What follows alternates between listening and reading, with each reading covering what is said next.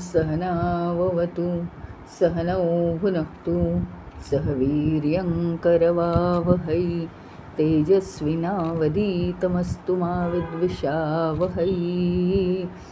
ओम शांति शांति शांतिः।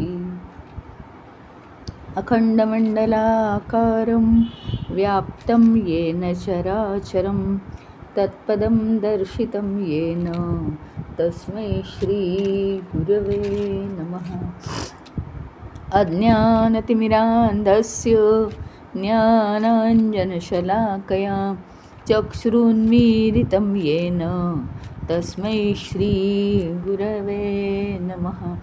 गुरुर्ब्रह्मा गुरुर्विष्णु गुरुर्देवो महेश्वरः गुरुरेव परं ब्रह्म तस्मै श्री गुरवे नमः। स्थावरं जंगमं व्याप्तं यत्किञ्चित् सचराचरं तत्पदं दर्शितं येन तस्मै श्री गुरवे नमः। चिन्मयं व्यापि यत्सर्वं त्रैलोक्यं सचराचरं तत्पदं दर्शितं येन तस्मै श्री गुरवे नमः। त्वमेव माता च पिता त्वमेव बन्धुश्च सखा त्वमेव विद्या द्रविणं त्वमेव सर्वं मम देवदेव त्वमेव सर्वं मम देवदेव।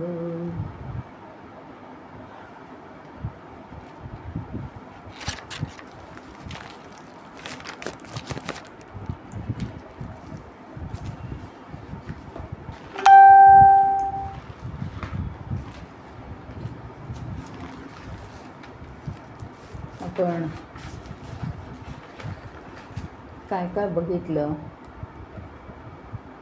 कारण अनेक वेगवेगळे विषय आता येत आहेत, त्याच्यामुळे थोडंसं आधीचं काय काय बघितलं हे बघायला पाहिजे, म्हणजे पुढे त्याला जोडून घेता येईल. की नियम्य न शोचंती म्हणजे काय, की शुच शोच या शब्दाचे अनेक अर्थ होतात. त्यातला एक अर्थ म्हणजे शोक. हा शोक जर करायचा नसेल आपल्यावर, तर आपण कशावर नियंत्रण करायला हवं. तर त्याचं उत्तर युधिष्ठिर देतोय की मनावर नियंत्रण केलं पाहिजे. मन हे काय आहे त्याच्याबद्दल तो आता वर्णन करतोय की मन अतिशय शक्तिशाली आहे. अतिशय शक्तिशाली म्हणजे हे मन आहे ना, जितक्या काही वाईट गोष्टी करू शकतं तितक्या सगळ्या दुसऱ्या टोकाला जाऊन चांगल्या गोष्टी करू शकतं. अत्यंत शक्तिशाली साधन आहे. त्याच्यामुळे त्याच्यावर जर कंट्रोल ठेवला, नियंत्रण ठेवलं, तर आपल्याला शोक करावा लागत नाही. म्हणजे एखादा जर बुद्धिमान मुलगा असेल तर आईवडिलांना ठीक आहे, चांगलं वाटतं, म्हणजे बुद्धिमान आहे. पण बुद्धिमत्तेबरोबर कसं पाहिजे, त्याला सुसंस्कारित पण असायला पाहिजे. आणि मुलांना संस्कार द्यायचे म्हणजे काय, सहज गोष्ट नाही आहे ती. पुन्हा कुठेतरी गेले आणि दुसऱ्याची संगत लागली तर ते काय विचार करतील हे सांगता येत नाही आपल्याला. त्याच्यामुळे इतकं सोपं नसतं. तर नुसतं बुद्धिमान मुलगा मिळणं हे काय आईवडिलांचं म्हणजे यश आहे, पण त्याचं काय होईल सांगता येत नाही. म्हणजे त्याची मती कुठे वळेल सांगता येत नाही. ह्याचाच अर्थ काय हवं आहे, मनावर संयम हवा आहे. लहानपणी तर मुलांना काही संयम बियम कळत नाही. म्हणजेच मग काय पाहिजे आपल्याला, सुसंस्कारित असं मन पाहिजे. कारण आत्ताच आपण ऐकलं की मन हे काय आहे की अतिशय शक्तिसंपन्न, शक्तिवान, अतिशय शक्ती असलेलं साधन आहे आपल्याला दिलेलं. जितकं काही ते चांगलं करू शकतं तितकं ते वाईट करू शकतं. त्यामुळे ते अतिशय सुसंस्कारित पाहिजे. मन हे अतिशय चंचल आहे. आता बघा ना तुम्ही, प्रत्येक गुण जर बघा तर फायदाही आहे आणि तोटाही आहे. आज जर मन चंचल नसतं, मन जर आज चंचल नसतं तर काय झालं असतं, आधीच आपण काय करतो, एकच एक विचार कोणातरीबद्दल मनात साठवून द्वेष करतो त्याचा. एक गोष्ट आपण सोडत नाही. हे मन उगीच सगळ्या गोष्टींवर जाऊन बसतं आणि काही गोष्टी विसरतं, म्हणून थोडंसं बरं आहे. म्हणजे मनाची चंचलता हा जरी आपल्याला दुर्गुण वाटत असला तरी तो चांगला गुण पण आहे.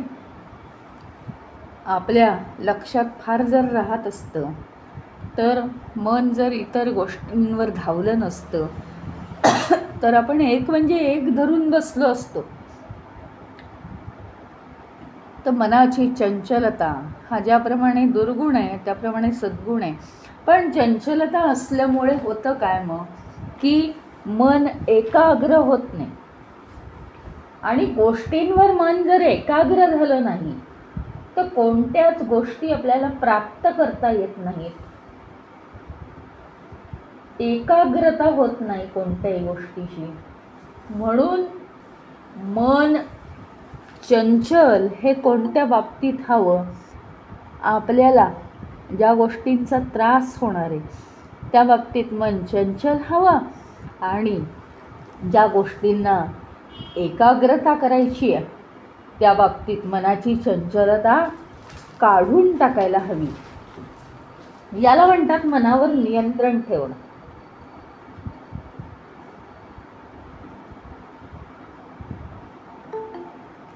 ज्ञानेंद्रियांकडून ते माहिती गोळा करतं. ज्ञानेंद्रियांकडून ते माहिती गोळा करतं आणि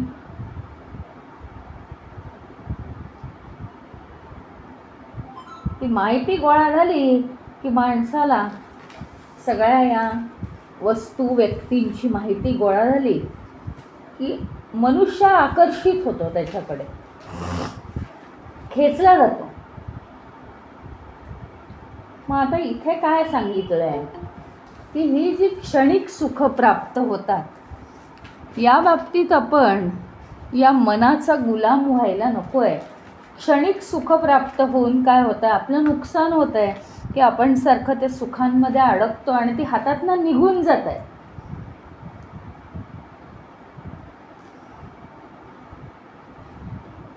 मनाची सत्ता या देहावर चालते, माहिती आहे तुम्हाला. मन शक्तिशाली कसं हे आपण बघतो आत्ता, की मनाची सत्ता या ह्याच्यावर चालते, देहावर. कारण काय, मन जे सांगेल ते देह करतो. मनात विचार आला की देह त्या ॲक्शन्स करतो.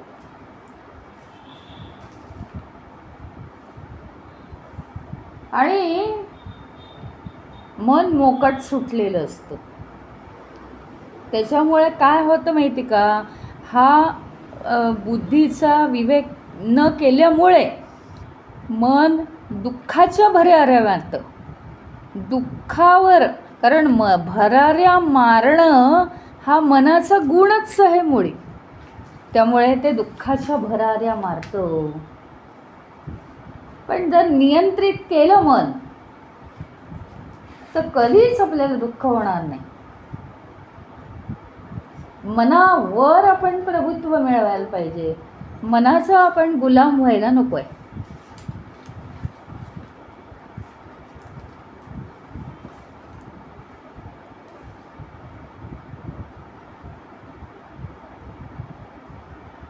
आणि मनाचा चित्ताशी कसा संबंध आहे हे पण आपण बघितलं की मन हे काय करतं, आपल्याला सगळं माहिती आहे, आता हे थिअरी माहीत झाली आहे की मन काय करतं. तर आपल्या ज्या वासना आहेत, मनामध्ये विचार कुठून येतात. तुम्हाला सांगते आता एक मनाचं सायन्स आहे. आपलं सगळं कशावर अवलंबून आहे, तर आपल्या वासनांवर. म्हणजे मनुष्य कसाही का वागतो, कसाही चांगला वागतो, वाईट वागतो, योग्य विचार येतात, अयोग्य विचार येतात, कसेही म्हणजे सामान्य विचार येतात, मध्यम उत्तम, कसेही जे विचार येतात ती काय मनुष्याची स्वतःची हुशारी नव्हे, किंवा माझ्या मनात आयडिया आली हेही बरोबर नव्हे, मला समजलं म्हणून माझ्यामुळे सगळे वाचले हे पण बरोबर नव्हे. त्याचं कारण आहे, सर्वसामान्यपणे माणसाचं मन हे कसं तयार होतं. कारण देह जो आहे आपला, उगीच मोठे मोठे शब्द मी वापरत नाही, पण मन हा सूक्ष्म देह आहे. कारण देह म्हणजे हा जन्म किंवा हा देह मिळण्यासाठी कारण असलेलं जे चित्त आहे त्याला म्हणायचं कारणदेह. तो कारणदेह जो आहे त्या चित्तामध्ये असलेल्या पूर्वजन्माच्या ज्या वासना आहेत, ऑटोमॅटिकली त्या वासना त्यांच्या योग्य काळी, योग्य काळ म्हणजे काय, तर या देहाची किंवा या जीवाची अनुभवण्याची अनुकूलतेचा काळ, या देहाचा एखादं वासना भोगण्याचा, वासनेतून जे निर्माण होणारं कर्म आहे, सुखदुःख भोगण्याचा जो अनुकूल काळ आहे देहाचा, प्लस आजूबाजूची सामाजिक परिस्थिती. उदाहरण देऊ का एक, की आता देहाचा काळ प्रतिकूल आहे आणि देहामध्ये काय झालं की काहीतरी आता संकट ओढवणार वासनांमुळे बरं का.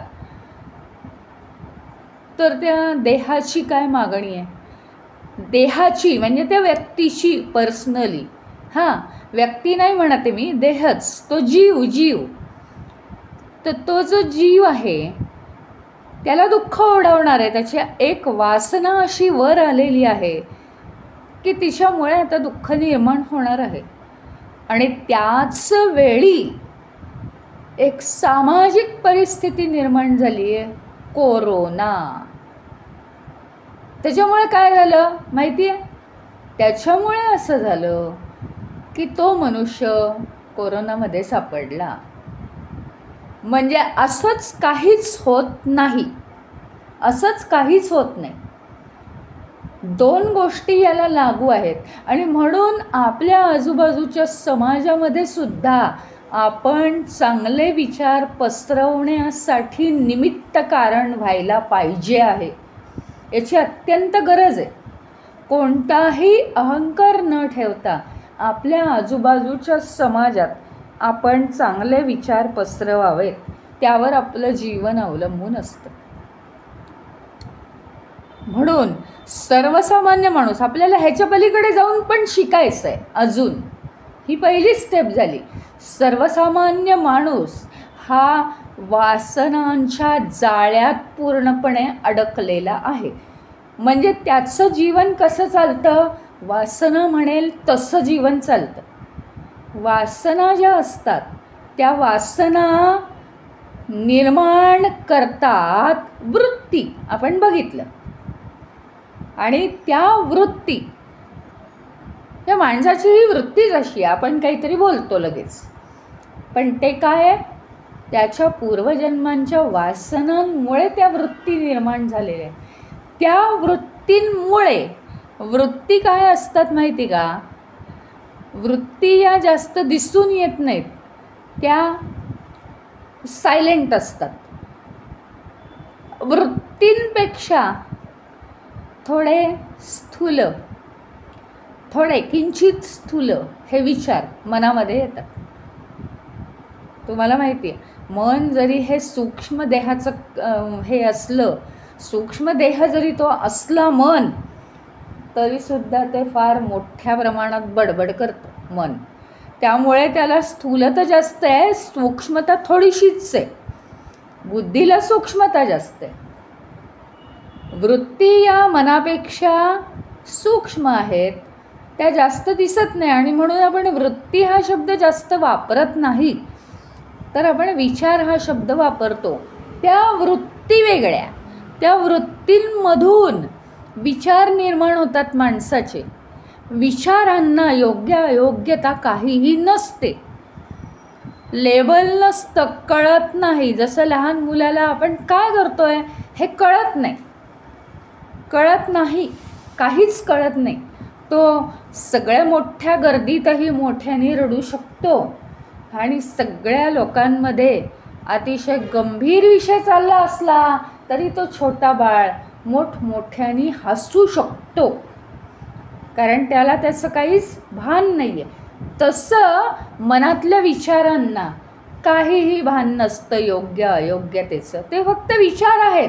ते विचार का आहेत हेही आपण खूप पाहिलेलं आहे, की तो विचार मनामध्ये येतो आणि देह हलवून जातो.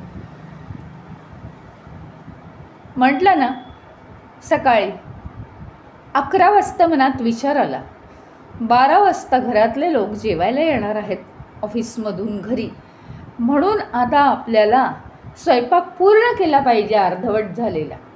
मनात विचार आला, देह कामाला लागला. तो विचार आल्याबरोबर आता तो सगळं स्वयंपाक संपलाय करून, जेवणं झाली आहेत, लोक ऑफिसला निघून गेलेत, घरातली महिला आराम करते आहे आणि हे सगळं चाललेलं असताना 4 वाजता परत तो विचार येईल का? 4 वाजता परत शरीर उठून कामाला लागेल का? आता 12 वाजलेत, लोक येणार आहेत, स्वयंपाक करा. नाही. एकदा जो पर्टिक्युलर वेळ आहे, काळ आहे, त्या काळासाठी तो विचार मनात येतो आणि तो विचार मनातनं त्या देहाने कार्य केलं की तो विचार मनातनं निघून जातो. Mind is a flow of thoughts. पाठ करून टाकायचं.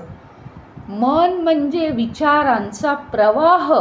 कुठलाही विचार आपण थांबवायचा नाही. थांबवल्यामुळे, आत्ता मी जर विचार थांबवले मनामध्ये, हे बघा, पदार्थ जागा व्यापतो. म्हणजे मनामध्ये ठराविक विचार राहू शकतात, पुढे जास्त जागा नाही आहे मनामध्ये विचार राहायला. म्हणून काय होतं, त्या मनामध्ये अतिविचार साठवायला सुरुवात केली की मनुष्य वेडा होतो किंवा त्याची स्मृती राहत नाही. एवढ्यामुळे आपण काय करायचं आहे की आपण मनात साठवायचे नाही आहेत विचार. मन म्हणजे विचारांचा प्रवाह आहे. म्हणून काय, मनात विचार आला आणि तो मनातनं विचार निघून जाणारे कार्य संपल्यावर तो विचार निघून आला. मला तहान लागली, लगेच माझा देह उठतो, पाणी पितो आणि संपला तो विचार. म्हणजे विचार हा देहाकडून कार्य करून घेण्यासाठी येतो. आता आपल्याला इथपर्यंत सगळं समजलं. याच्या पुढचं महत्त्वाचं आहे. गंमत अशी आहे बरं का, आत्ता आपण काय पाहिलं की बॉस कोण आहे? सामान्य माणसाच्या जीवनात बॉस आहे वासना. गतजन्माच्या. आता हे जे आपण विचार करतो आहे हा या जन्माचाच करू शकतोय. लिमिट आहे मला, माझ्या विचारांना लिमिट आहे. म्हणजे माझे विचार हे फक्त हा देह चालवण्यासाठी आलेले आहेत. त्यामुळे माझ्या मनात, सामान्य मनामध्ये हा विचार येत नाही की मी गेल्या जन्मी काय केलं आहे असं, म्हणून मला अशा वासना होत आहेत, अशी माझी वृत्ती का आहे, हा विचार माझ्या वृत्तींशी किंवा माझ्या वासनांशी काहीही संबंध नाही. म्हणजे वासना येऊन मला सांगत नाही की तू हे वागतेस, हे चुकीचं वागतेस. वासना मला कार्य करायला लावत नाही डायरेक्टली. वासना कुठे जाते, वासना वृत्ती निर्माण करते. वृत्ती उठल्या, आपल्या आतमध्ये वृत्ती निर्माण झाल्या की ते विचार मनामध्ये निर्माण करतात आणि मन फक्त या देहाशी बोलतं. हे लक्षात ठेवा. आणि परत आणखीन एक गोष्ट, या देहाशी, माझ्याशी नाही. माझ्याशी नाही, मी वेगळा आहे, मी अजून खूप वेगळा आहे. पण मला जो देह दिला त्याच्या आतमध्ये काय काय चालतं हे मी बघितलं. आता गंमत अशी आहे की आत्ता आपल्याला दिसतं असं आहे, वासना बॉस आहेत. त्या वृत्ती निर्माण करून मनाकडनं मनामध्ये विचार आणतात आणि मनाकडून देहाला विचार देववतात आणि देह ती कर्म योग्य असो का अयोग्य असो, प्रत्येक मनुष्य बघा एका ठराविक गोष्टीकडे कललेला आहे. कुणी वैद्यकीय शास्त्राकडे कललेलं आहे, वेडच लागलं आहे त्याला. कुणी कलेकडे, कुणी ड्रॉइंगकडे, कुणी नृत्याकडे, कुणी पाककलेकडे, असं वळलेलं आहे, पूर्ण कललेलं आहे. त्यांना त्या गोष्टींचं वेडच लागलेलं. कुणाला ऑफिसच्या फायलीसारख्या बघण्याचं वेड लागून जातं. त्यांच्या त्या वृत्ती आहेत, त्यांच्या त्या वासना आहेत. ही झाली सर्वसामान्य माणसाची गोष्ट, जिथे वासना बॉस आहेत.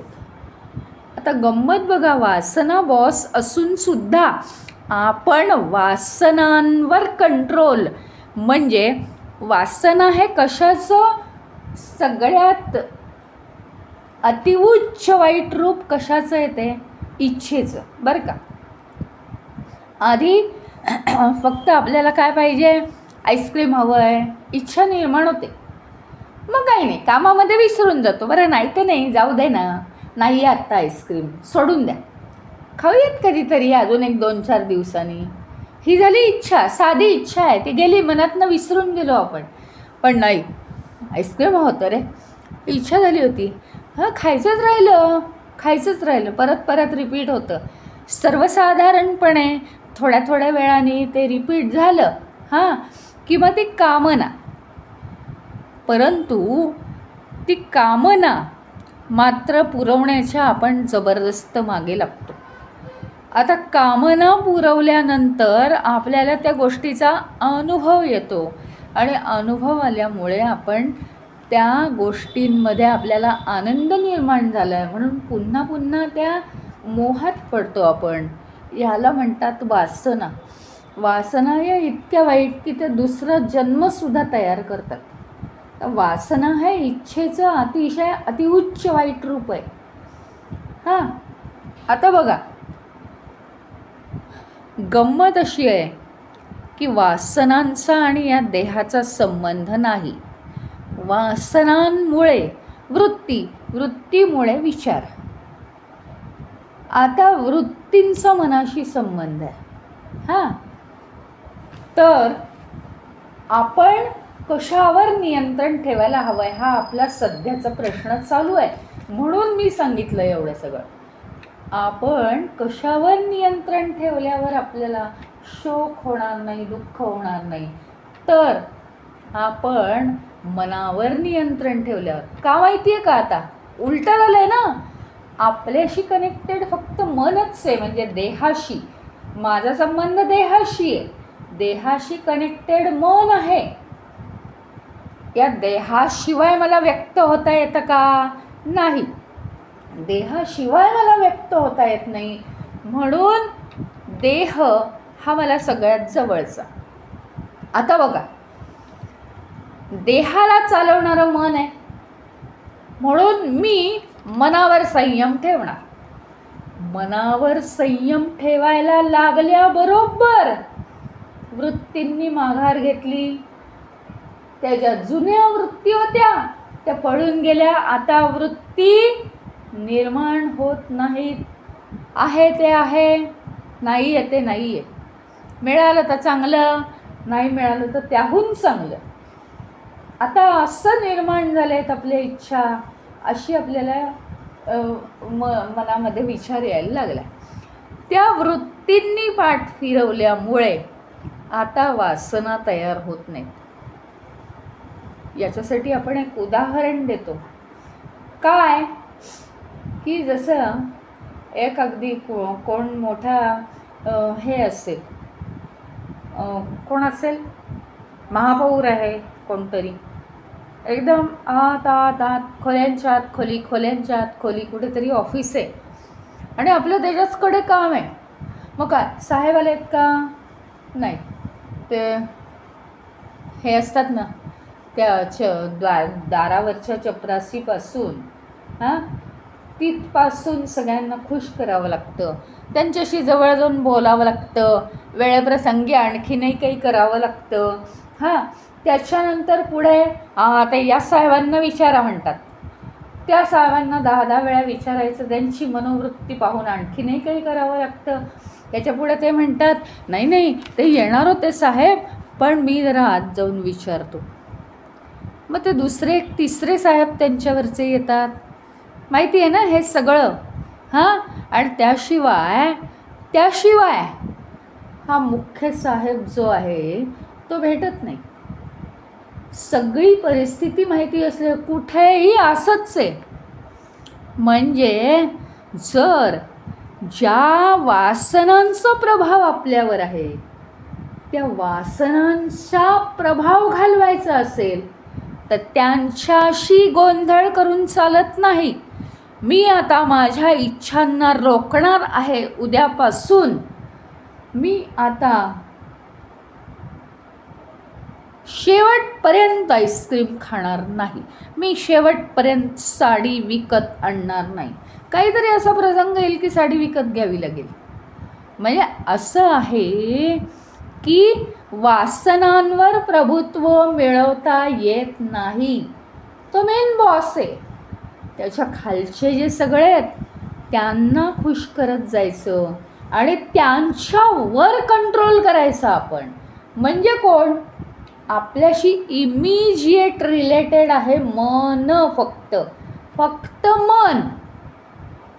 आणि त्या मनावर नियंत्रण म्हणजे काय करणार? त्याला काय पकडून ठेवणार तुम्ही? नाही.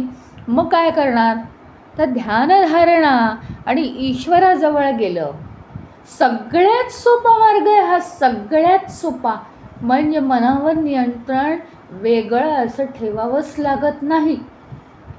ही जरी प्रोसेस मी सांगितली असली तरी मनावर नियंत्रण म्हणजे काही वेगळा एक क्लास नाही आहे त्याच्यासाठी की कसं बरं नियंत्रण ठेवायचं असं काही नाही आहे त्याच्यात. मनावर नियंत्रण ठेवायला लागत नाही मुद्दाम. तर ते मन जर भगवंताकडे वळवलं आणि आपण ध्यानधारणा करताना हे मन आपल्याला जर मदत करायला लागलं ईश्वर प्राप्तीसाठी, कारण ती जेवढी वाईट शक्ती आहे तेवढी उत्तम शक्ती आहे, ती आपल्याला जर मदत केली आणि ईश्वराच्या गुणगानामध्येच मन रमलं तर ॲटोमॅटिक ते मन इतकं शुद्ध होतं की त्याच्याशी जोडल्या गेलेल्या ज्या वृत्ती आहेत, ज्या वृत्ती मनामध्ये विचार निर्माण करतात, त्या वृत्ती चांगल्या आणि वाईट व्हायचा प्रश्न नाही आहे बरं का. इथे चांगलं आणि वाईट या जगात काहीच नाही. लेबलं आपण लावलेली आहेत. त्या वृत्ती नष्ट व्हायला लागतात. हे सांगते मी. वृत्ती नष्ट व्हायला लागतात. तुम्हाला ऑब्जेक्शन असेल काहीतरी ह्याच्यावर तर तुम्ही नीट विचार करा. मग चांगल्या वृत्ती नको आहेत का आम्हाला जगायला असं म्हणाल तुम्ही? तसा प्रश्न नाही आहे. वृत्ती या चांगल्या आणि वाईट नाही आहेत. मनावर जर कंट्रोल ठेवला तर वृत्ती नाहीशा होतात आणि वृत्ती जर नाहीशा झाल्या तर नवीन वासना तयार होत नाहीत. आणि जुन्या ज्या वासना आहेत त्याचा क्षय होत जातो योग्य ती कर्म करत राहिलं तर.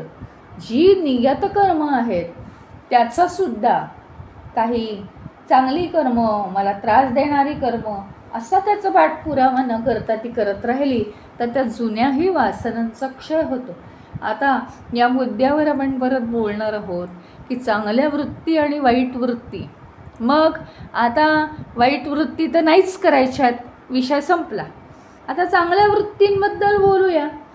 चांगली वृत्ती आहे, मला कोणाला तरी मदत करायची, अहो मला कोणाला तरी मदत करायची, मला ना खूप इच्छा आहे मदत करायची.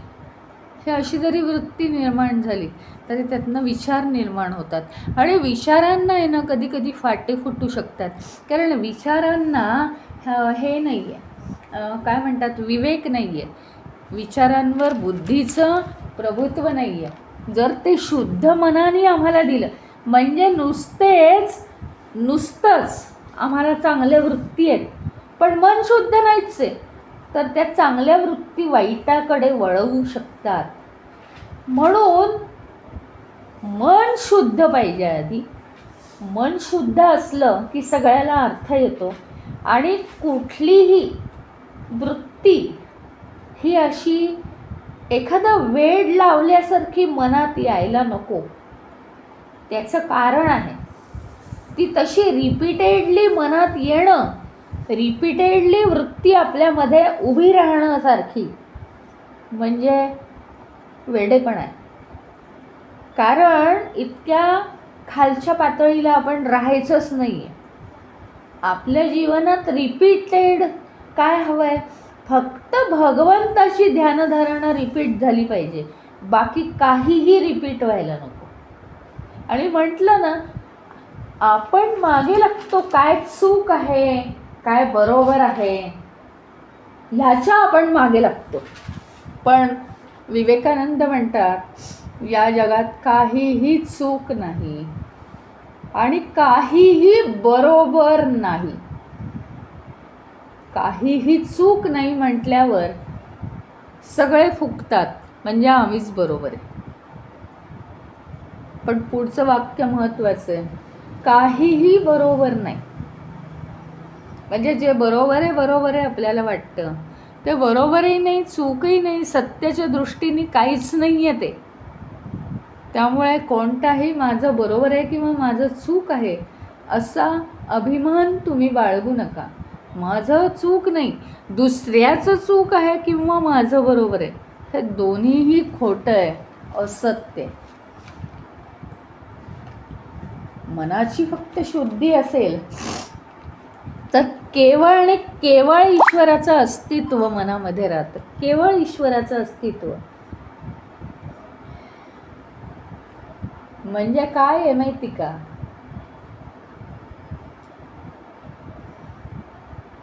मनावर नियंत्रण जर राहिलं, मन जर शुद्ध राहिलं आणि ईश्वराचं अस्तित्व जर निर्माण झालं मनामध्ये, तर आपल्याला कारण देह पुढच्या जन्मी निर्माण होण्याचं काही कामच नाही आहे.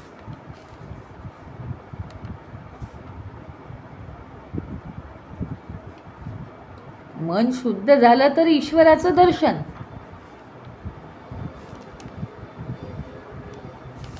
आणि मन जसं असेल ना, शेवटी मन चांगला विचार करत असेल जगाबद्दल तर जग चांगलं दिसतं. आणि मन या जगाबद्दल वाईट विचार करत असेल तर मग जग वाईट आहे असा आपल्याला अनुभव येतो. ते सगळं मनावरच अवलंबून आहे. आता हे सिद्ध करण्यासाठी आपण पाहिलं ना की मन जे असतं ते झोपलेलं असताना रात्री आपल्याला कुठलंही जग दिसत नाही. म्हणजे जग जे दिसतं ते केवळ मनाच्या प्रेझेन्समध्ये. मन काहीतरी काल्पनिक तयार करतं आणि हे जग तयार होतं आपल्याभोवती.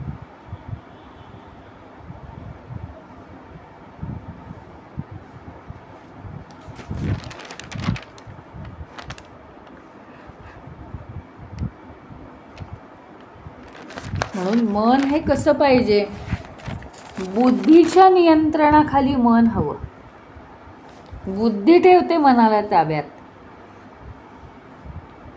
आणि बुद्धीच्या नियंत्रणाखाली मन थांबलं की त्याचे चढउतार कमी होतात. कारण बुद्धी स्थिर राहते ना, बुद्धी नेहमी स्थिर राहते. याच्यामुळे काय होतं, बुद्धी स्थिर राहिल्यामुळे कसं आहे माहिती का, मन चंचल आहे. आता मन चंचल असल्यामुळे ते काय करतं की मन आपलं मृत्यूवर जाऊन बसतं. म्हणजे काय होतं माहिती का, मृत्यूची भीती मनाला वाटायला सुरुवात होते. तर एका क्षणात काहीतरी होतं आणि त्या मनामध्ये लालसा निर्माण होते आणि ती मनामध्ये असलेली मृत्यूची भीती आता निघून जाते आणि जीवन जगण्याबद्दल एक आस्था, आनंद निर्माण होतो त्या मनामध्ये. म्हणजे मनाचं असं काही सांगू शकत नाही. म्हणून मनाला जे काही भावतं, लुभावतं, त्याच्यामुळे मन बंधनात पडतं. आपले विचार बंधनात पडतात. ही बंधनं जास्त बांधली गेली की वासना तयार होतात. म्हणून मनाला एखादी गोष्ट आवडली की ते त्या गोष्टीच्या बंधनात पडतं की हो मला आवडली, मी हेच करणार. मग अशा मनाला आपण त्याच्यासमोर कोणतं ध्येय ठेवलं पाहिजे, तर तू आता हे मना तू ईश्वर प्राप्त करून घे, हे ध्येय मनासमोर ठेवायला पाहिजे.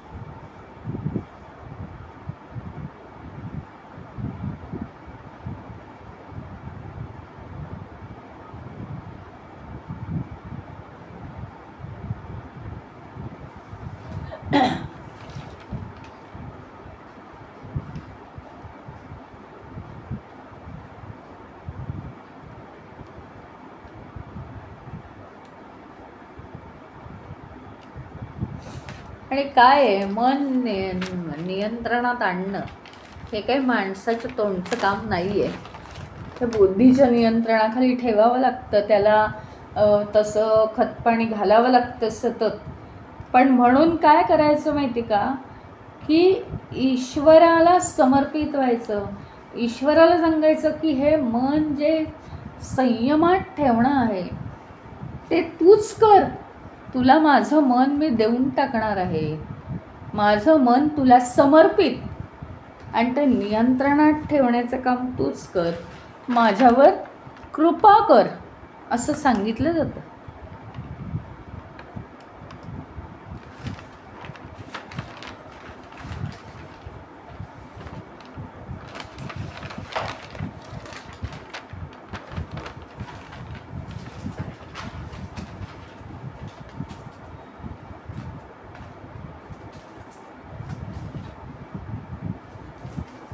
आता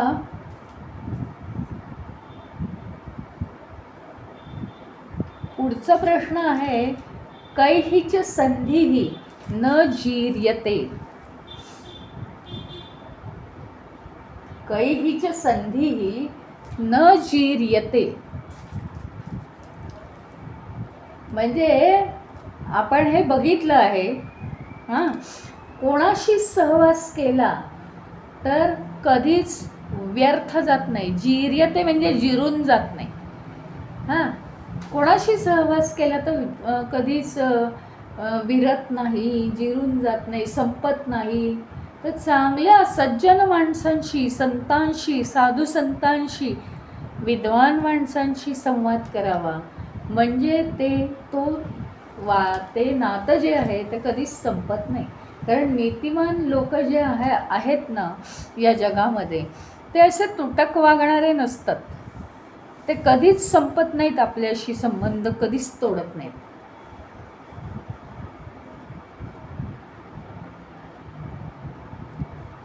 आणि दुसरी गोष्ट म्हणजे आपण म्हटलं ना की आपल्या संपर्कात आपण त्यांच्या यायला पाहिजे. या संपर्कांचे अनेक प्रकार आहेत.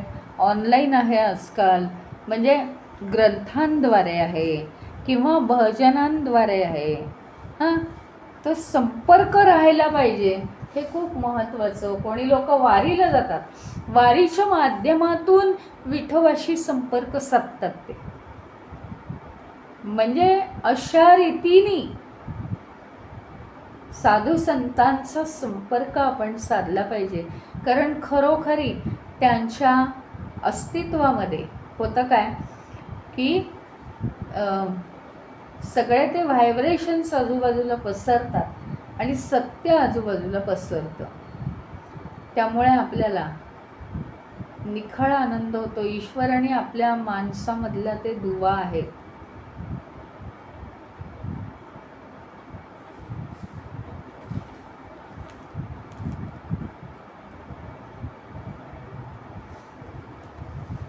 यांच्या सहवासात पूर्णपणे माणसाचं जीवन हे बदलून जाऊ शकतं. कुठल्या कुठे बदलतं, कुठल्या कुठे आपल्या वासना निघून जातात आणि कुठल्या कुठे आपल्या विचारांना तेज चढतं. आपण खालच्या प्रकारे विचार कधीच करत नाही.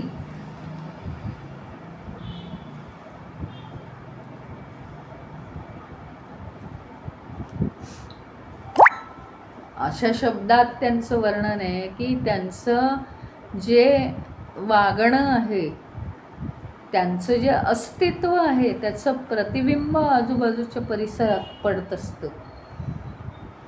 इतकं त्यांचं महत्त्व आहे. आणि ते क्षेत्र जे आहे तीर्थक्षेत्र, ते तीर्थक्षेत्राला सुद्धा तीर्थ बनवतात, म्हणजे पवित्र बनवतात त्यांच्या अस्तित्वामुळे.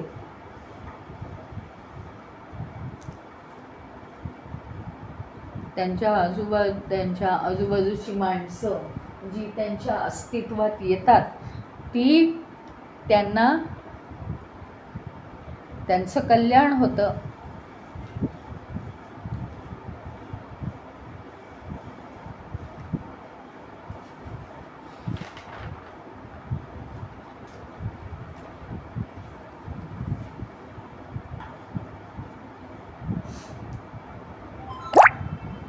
आता हा एक पुढचा प्रश्न आहे. किं न हित्वा प्रियः भवति.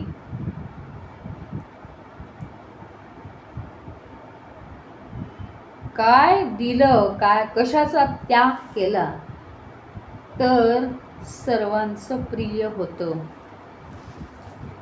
कशाचा त्याग केला तर आपण सगळ्यांचे आवडते होतो.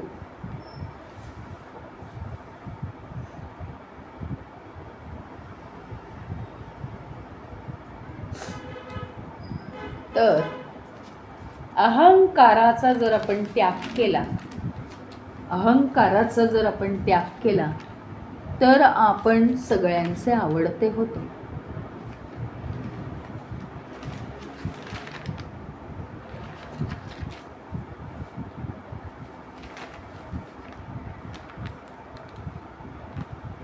म्हणजे एक मला आठवतं की अहंकारामुळे जीवन किती जड होतं. कारण तो अहंकार सारखा जोपासायचा असतो आपल्याला आणि त्याचं ओझं पाठीवर घ्यायचं असतं आपल्याला. चिन्मयानंद काय म्हणायचे माहिती का, की आपलं जीवन हे कसं आहे माहिती का, आपण जर म्हणजे अभिमान म्हणजे काय माहिती का, इथे अहंकार, पण नुसता अहंकार नाहीये, तर आपण जे स्वतः आहोत ना त्याच्यापेक्षा सुद्धा रंगवून अतिशय स्वतःबद्दल सांगणं, असा अहंकार आहे हा. खोटा अहंकार आहे. त्याच्यामुळे चिन्मयानंद काय म्हणतात, हा जो खोटा अहंकार आहे, स्वतःचं मनोरंजन करायचं, स्वतःबद्दल जास्तीत जास्त लोकांना सांगून, हा जो खोटा अहंकार आहे, तर हा जर आपण केला नाही जीवनात, तर आपलं जीवन हे मोरपीस किती हलकं आहे ना. इतकं हलकं आपलं जीवन होतं. फक्त अहंकार करायला नको.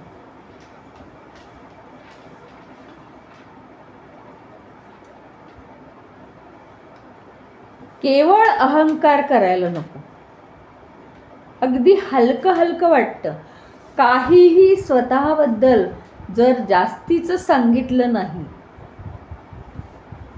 आपण जे आणि जसे आहोत तसंच लोकांना माहिती पडू दिलं तर आपल्याला सुद्धा पुढे कुठे टेन्शन येत नाही.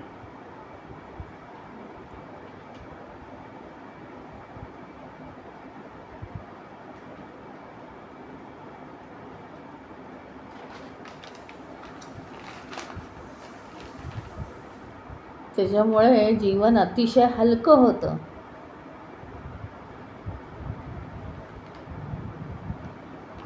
आणि आपण जर अभिमानाचा त्याग केला, अहंकाराचा त्याग केला तरच सगळ्यांना पसंत पडतं. नाही तर लोक आपल्याला लांब ठेवतात.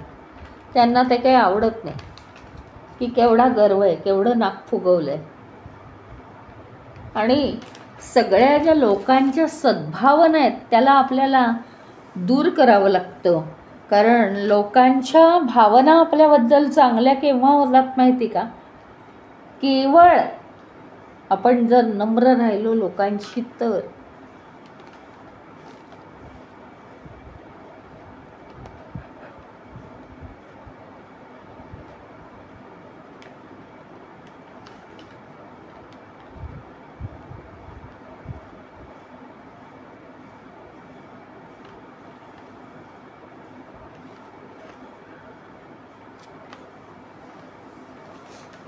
अहंकार नुसता जर बाळगला तर काय होतं? आपले संबंध सुद्धा खराब होतात.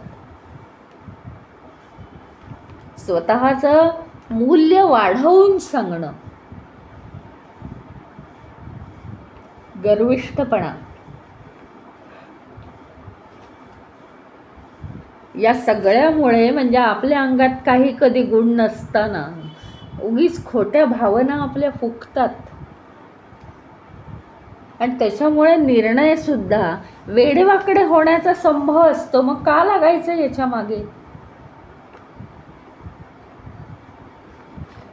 कधी कधी दुसऱ्याच्या अपेक्षासुद्धा वाढतात आपल्याकडून आणि त्या पूर्णसुद्धा होऊ शकत नाहीत.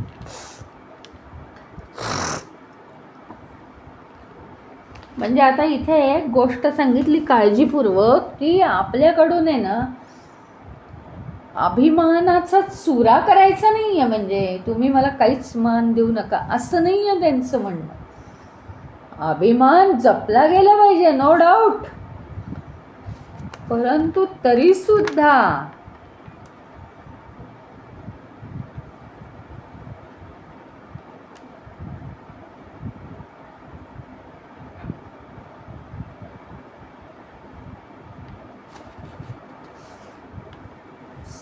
अभिमानाचा विचार केला गेला पाहिजे. अहंकार होता कामा नये.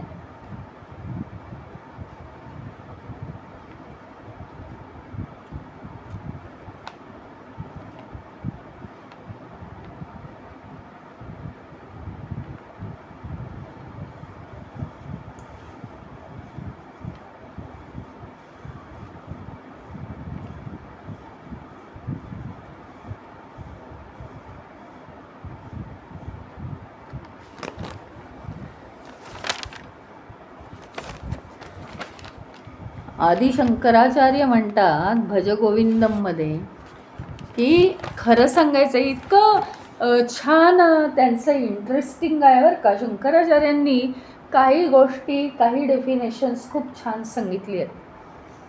ते काय म्हणतात माहिती का की तुम्ही जो अहंकार करता ना, म्हणजे तो कशाचा करता? उदाहरणार्थ की तुमच्या गुणांचा किंवा तुमच्या ऐश्वर्याचा म्हणजे धनसंपत्तीचा, इस्टेटीचा हा तुम्ही अहंकार करता की मी सगळ्यात श्रेष्ठ आहे. किंवा तुम्ही तुमच्या बुद्धिमत्तेचा अहंकार करता. तर शंकराचार्य म्हणतात मग एक सांगा की तुमच्या बुद्धीचा, तुमच्या ऐश्वर्याचा किंवा तुमच्या गुणांचा समाजाला काय उपयोग आहे? तुम्ही कशाच्या जीवावर अहंकार करताय त्याचा? लोकांशी काय संबंध आहे? लोकांवर तुम्ही अधिकार करण्याचा काय प्रश्न उठतोय? तुम्हाला जर काही अधिकार प्राप्त आहे आणि तुम्ही जर काही मिळवलं आहे, इस्टेट मिळवली आहे, 4-4 तुम्ही जर काही जास्त मिळवलं आहे, त्याचा उपयोग काय लोकांना होणार आहे का? मग तुम्ही लोकांवर अधिकार का गाजवता? किंवा अधिकार नाही गाजवत, पण लोकांना असं का दाखवता की आम्ही तुमच्यापेक्षा श्रेष्ठ आहे? मग हा अभिमान तुम्ही का बाळगता लोकांच्या विरुद्ध? कारण त्याचा उपयोग तर तुम्हालाच होणार आहे. म्हणजे तुम्ही काय कोणावर उपकार करत नाही. मग कोण श्रेष्ठ कोण कनिष्ठ, कशासाठी हे हवं आहे? अशी क्लिअर केली आहे गोष्ट त्यांनी.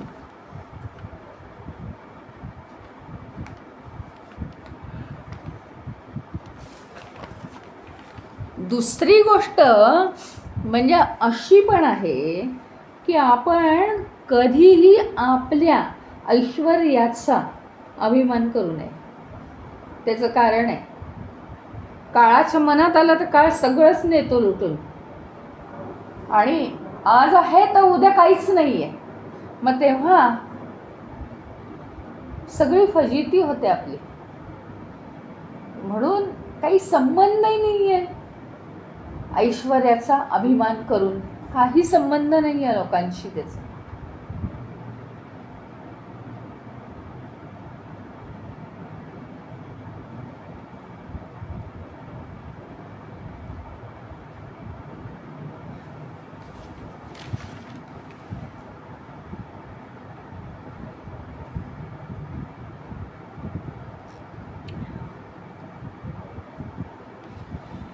म्हणून आपण काय आहे की ऐश्वर्याचा विचार करून अभिमान करण्यापेक्षा आपण ऐश्वर्यामध्ये प्रवेश करायचा नाही आहे, तर आपण ब्रह्मनमध्ये प्रवेश करायचा आहे.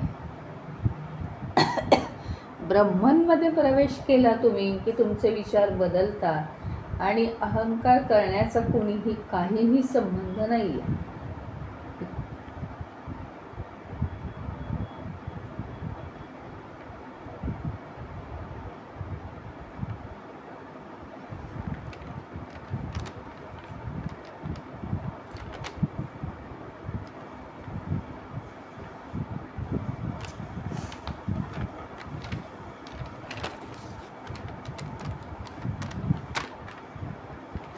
आणि भगवंतांनी तर का गीतेमध्ये सांगितलंय की ह्या जो अभिमान बाळगणारे लोक आहेत ना, त्यांची असुरिका प्रवृत्ती आहे. असुरिका म्हणजे आसुरी प्रवृत्ती, संपूर्ण हे राक्षसी वृत्ती.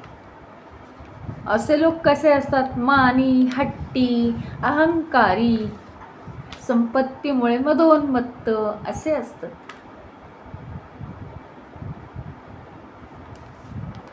खरं तर काय आहे माहिती का? स्वतःपेक्षा सुद्धा दुसऱ्याला चांगलं समजावं, इतका स्वतःचा अहंकार आपण कमी करावा,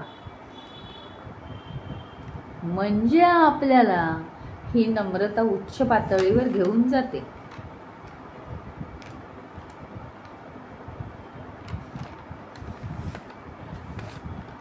ही मनाची अवस्था येणं आपल्याला फार गरज आहे.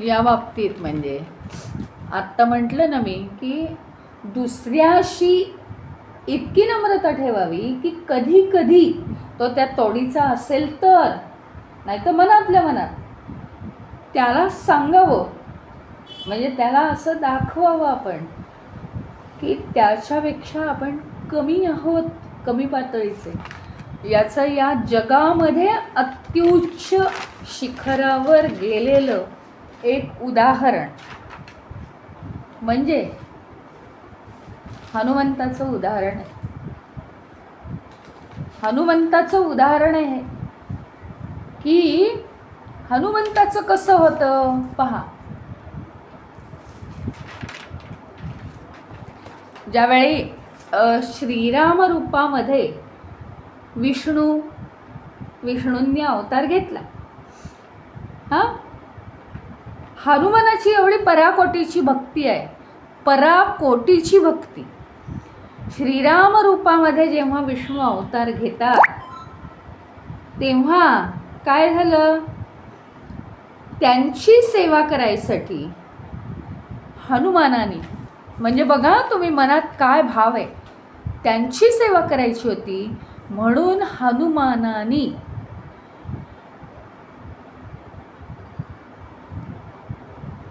मानवाचा देह घेणं त्याच्या हातात होतं. कारण हनुमानाला आहे ना अनंत सिद्धी प्राप्त आहेत. हनुमंतानी आपल्याला माहिती नाही आहे, खरोखरीच एका ईश्वरा पलीकडची शक्ती हनुमंतामध्ये जन्मताच आहे. ते आपल्याला सूर्याला मुठीमध्ये घेण्याचा प्रयत्न केला वगैरे या गोष्टीवरनं माहिती की अगम्य शक्ती आहे हनुमानाजवळ.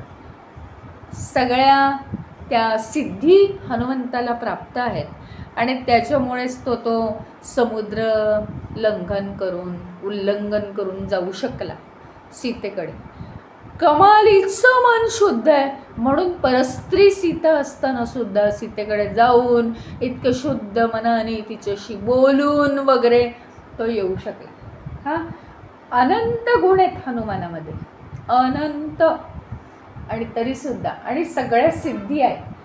तर श्रीराम प्रभूची सेवा करायची आहे म्हणून आता, म्हणजे आपण म्हणतो ना आता मला मंदिरात सेवा करायची आहे, सुटाबुटात मला गेलं पाहिजे, तिथे अनेक लोक येतात, तसं नाही आहे ते.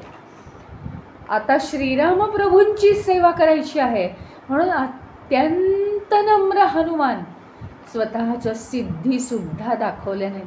कोणत्याही रूपात तो आज प्रभू रामचंद्राची सेवा करू शकत होता, पण तरीसुद्धा हनुमंतानी वानराचंच शरीर सिलेक्ट केलं. का माहिती आहे का?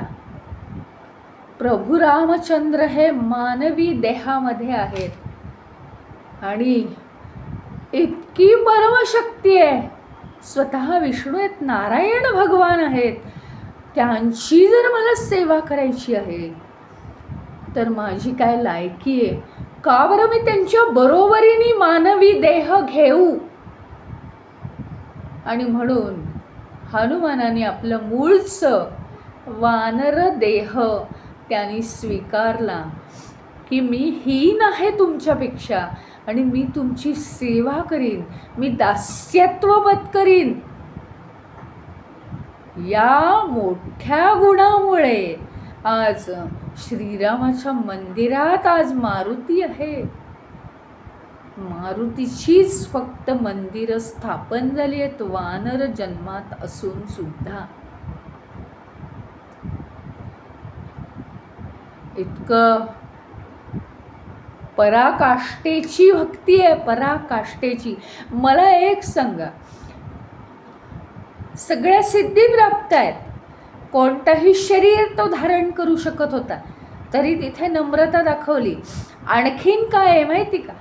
आणखीन हनुमानाजवळ तो अतिशय बुद्धिमान पण आहे, असं तसं काही नाही आहे. सूर्याकडून ज्ञान मिळवलेलं आहे, सूर्याकडून सगळ्या प्रकारचं ज्ञान मिळवलेलं आहे. त्याच्यामध्ये काय ज्ञान मिळवलं आहे माहिती आहे का? 9 प्रकारचं संस्कृत व्याकरण हनुमंताला येते, 9 प्रकारचं. आणि 9 प्रकारची व्याकरण तो शिकलेला आहे.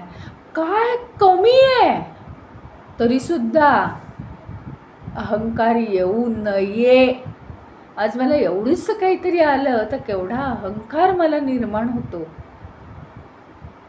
आणि इतकं सगळं करून श्रीरामप्रभू आहेत मान्य आहे, नारायणाचा रूप आहे मान्य आहे, सगळं मान्य आहे, पण ही सेवा करून हनुमंताला काय मिळणार होतं? काहीही मिळणार नव्हतं. तरीही एवढी मनाची नम्रता, अहंकार रहितता. आता हनुमंताकडे पाहून मला तुम्ही एक गोष्ट सांगा, तुम्हाला माहिती होतं हनुमंताला सिद्धी प्राप्त आहेत? तुम्हाला माहिती होतं?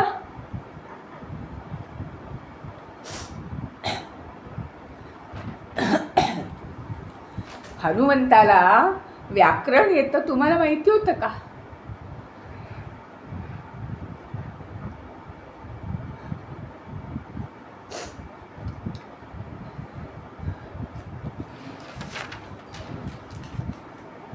कमालीची नम्रता.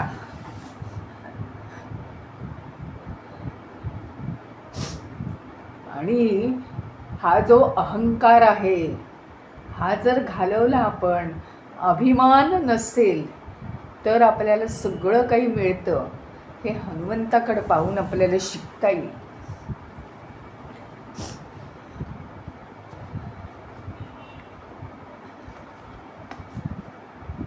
आज आपण इथे थांबूया.